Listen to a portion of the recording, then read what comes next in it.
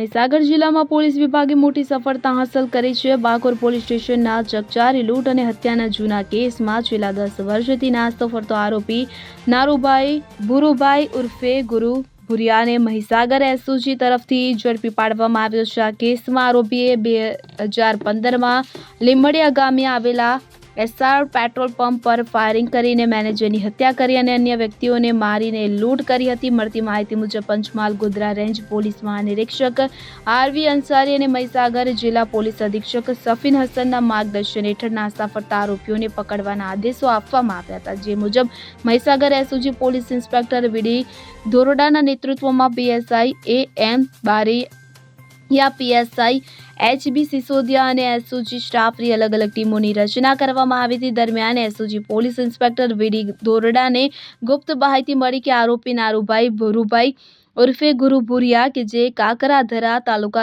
જિલ્લો જાંબુઆ મધ્યપ્રદેશમાં રહે છે, કચ્છ જિલ્લાના આદિપુરમાં કડિયા કામની મજૂરી કરે છે અને ત્યાં જ રહે છે। આ ચોક્કસ બાતમીના આધારે એસઓજી ટીમ આદિપુર પહોંચી અને તપાસ દરમિયાન આરોપીને ઓળખી કાઢ્યો। તેને હસ્તગત કરીને કાયદેસર કાર્યવાહી માટે બાકોર પોલીસ સ્ટેશનને સોંપવામાં આવ્યો છે। આરોપીએ પેટ્રોલ પંપ પર હુમલો કરીને મેનેજરની હત્યા કરી અને લૂંટપાટ કરી હતી। છેલ્લા 10 વર્ષથી આરોપી નાસ્તો ફરતો હતો, પરંતુ પોલીસની સતત તપાસ અને ગુપ્ત માહિતીથી આ સફળતા મળી। આ મામલે વધુ તપાસ ચાલુ છે।